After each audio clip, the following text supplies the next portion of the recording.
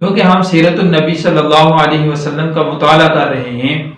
تو اس کے لیے ہمیں یہ دیکھنا ہوگا کہ سیرت النبی میں آپ علیہ الصلوۃ والسلام کی محنت،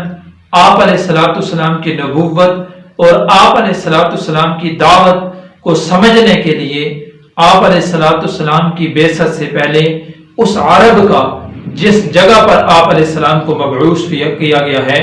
اس کا ماحول بھی سمجھنا ہوگا۔ اور آپ علیہ الصلوۃ والسلام صرف عرب کے نبی نہیں ہیں، بلکہ آپ رحمت للعالمین تمام جہانوں کے نبی ہیں، اس کا عمومی ماحول بھی سمجھنا ہوگا۔ تو ان دو چیزوں کو سمجھنا از حد ضروری ہے۔ تو آپ علیہ الصلوۃ والسلام کی بعثت سے پہلے اگر ہم دیکھیں تو آپ صلی اللہ علیہ وسلم سے پہلے جو نبی گزرے ہیں وہ حضرت سیدنا عیسیٰ علیہ الصلوۃ والسلام گزرے ہیں۔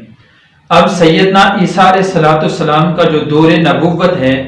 وہ آپ علیہ الصلوۃ والسلام سے 5 صدی قبل ہے۔ اب یہ جو عیسوی تاریخ ہے، آج 2023 عیسوی ہے، اس عیسوی تاریخ کے اعتبار سے 571 عیسوی کو آپ علیہ الصلوۃ والسلام کی پیدائش ہے۔ اب اس سے ہم اندازہ لگائیں گے کہ عیسیٰ علیہ الصلوۃ والسلام کا جو دین تھا، اس دین کو 6 صدی عیسوی میں کیا حیثیت حاصل تھی، کیونکہ روز بروز لوگ 6 صدی عیسوی میں اخلاقی طور پر پستی اور ذلت کی طرف چلے جا رہے تھے،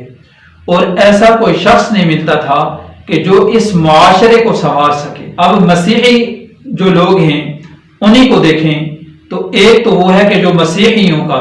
رہنما طبقہ ہے، جو اس کے مذہبی رہنما ہیں، ان میں بھی 3 طرح کے لوگ تھے۔ ایک لوگ وہ تھے جو اپنی دین اور مذہب کو بچانے کے لیے، اپنے دین کو، اپنے مذہب کو، اپنے عمل کو بچانے کے لیے معاشرے سے الگ تھلگ ہو کر، معاشرے سوسائٹی سے ایک طرف ہو کر، پہاڑوں میں، جنگلوں میں، کسی علاقہ جگہ پر جا کے انہوں نے اپنا بسیرا ڈالا اور اپنے دین پر عمل اور اپنے ایمان کو بچانے کا سودا کیا۔ ایک تو یہ ہے۔ دوسرے نمبر کے وہ لوگ ہیں جنہوں نے معاشرے میں میل جول کو ختم کر کے، معاشرے میں اٹھنا بینا رہنا سہنا اس کو ختم کر کے،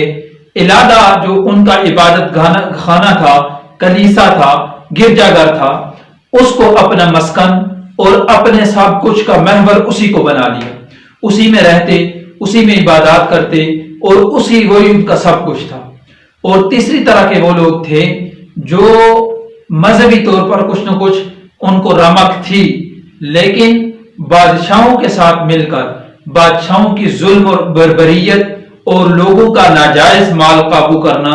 ان کے لیے بادشاہوں نے ان کو اپنے ساتھ ملا کر ان کی حمیت حاصل کر کے اس طرح کے کام میں آسانی اپنے لیے فراہم کر لی۔ تو یہ 3 طرح کے طبقات تھے۔ اب ان طبقات میں بھی دیکھیں تو ان طبقات کے اندر جو دین عیسوی کا کچھ نہ کچھ علم اور دین عیسوی کی تعلیمات تھی، وہ بھی اس درجے میں تھی گویا کہ اس مندم چراغ کی طرح تھی کہ جو چراغ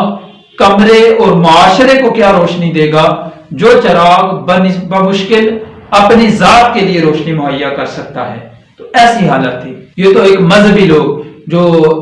مذہبی تعلیمات والے لوگ تھے۔ دوسری طرف جو عیسائی عوام تھی،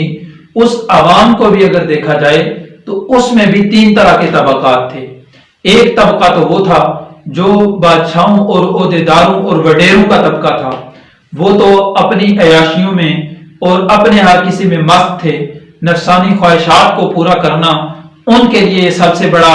ان کا ایک ٹارگٹ ہوتا تھا، تو وہ تو اسی میں مست تھے۔ لیکن دوسری جانب اگر دیکھا جائے جو دوسرا طبقہ ہے، متوسط درجے کا طبقہ، وہ طبقہ یہ تھا کہ وہ طبقہ انہی جو بڑے وڈیرے لوگ ہیں انہی کے پیچھے چلتا اور انہی کی ٹیپ ٹاپ کرتا اور انہی کے ساتھ ساتھ ہو لیتا۔ یہ دوسرے درجے کا طبقہ ہے۔ پھر اب آ کے دیکھیں کہ جو تیسرے درجے کا طبقہ ہے، اب تیسرے درجے کا طبقہ وہ ہے جو کمزور اور ناچارہ قسم کا طبقہ ہے، اور وہ ایسا طبقہ ہے کہ یہ باقی جو اوپر کے لیول کے لوگ ہیں، جو پہلے طبقے کے لوگ ہیں، وہ اس طبقے سے کام کاج لیتے ہیں اور صحیح دبا کر کام کاج لیتے ہیں۔ حتیٰ کہ بعض مورخین نے یہاں تک لکھا ہے کہ جیسا کہ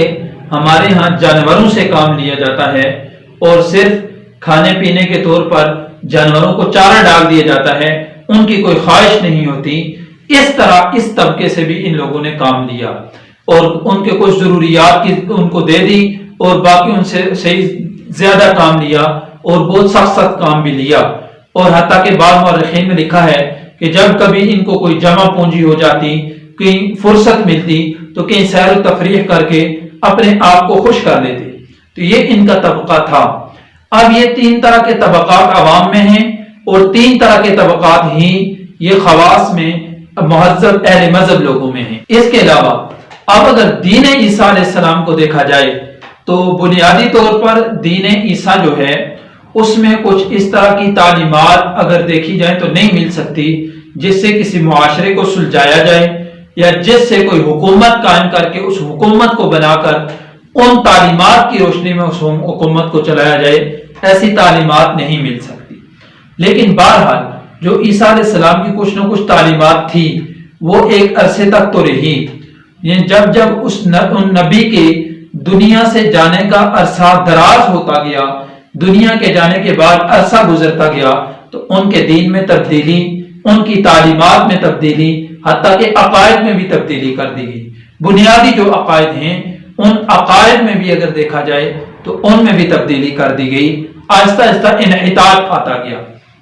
پھر اس کے بعد کچھ نہ کچھ جو رمق باقی تھی، ایک شخص گزرا ہے سینٹ پال کے نام سے، تاریخ میں اس کا نام یہ ملتا ہے۔ وہ کیونکہ اس کی صحیح بت پرست خاندان میں اس کی تربیت ہوئی تھی اور رہتی جاتی کسر جو دین عیسوی کی تھی اس میں کچھ رسومات، کچھ بدعات اور کچھ اپنی طرف سے اس شخص نے ڈال دیا۔ اس کے بعد قسطنطین ایک شخص گزرا ہے، اس کا مورخین نے لکھا ہے کہ جو رہتی کسر تھی اس دین عیسوی کی وہ اس نے ختم کر دی، گویا کہ دین عیسوی ایک معجون مرکب بن کے رہ گیا۔ اور پھر اس کے بعد جو تیسری صدی عیسوی میں جو افلاطونیت آئی اور اس کے بعد مصری لوگ اور ان کے جو ہاتھے چڑھا تو انہوں نے تو بالکل اس کا حلیہ بگاڑ کر رکھ دیا۔ اسی پر ایک مترجم ہے قرآن کریم کا، اس شخص نے انگلش زبان میں ترجمہ کیا ہے، ان کا سیل نام ملتا ہے۔ یہ کہتے ہیں کہ عیسائیوں نے اپنے بزرگوں کو اور حضرت عیسیٰ علیہ السلام کو ایسی پرستش ان کی ایسی ان کی عبادت کی کہ رومن کیتھولک بھی اس حد تک نہ پہنچ سکا جہاں عیسائیت پہنچ گئی۔ تو یہ عیسائیوں کا مختصراً تعارف ہے۔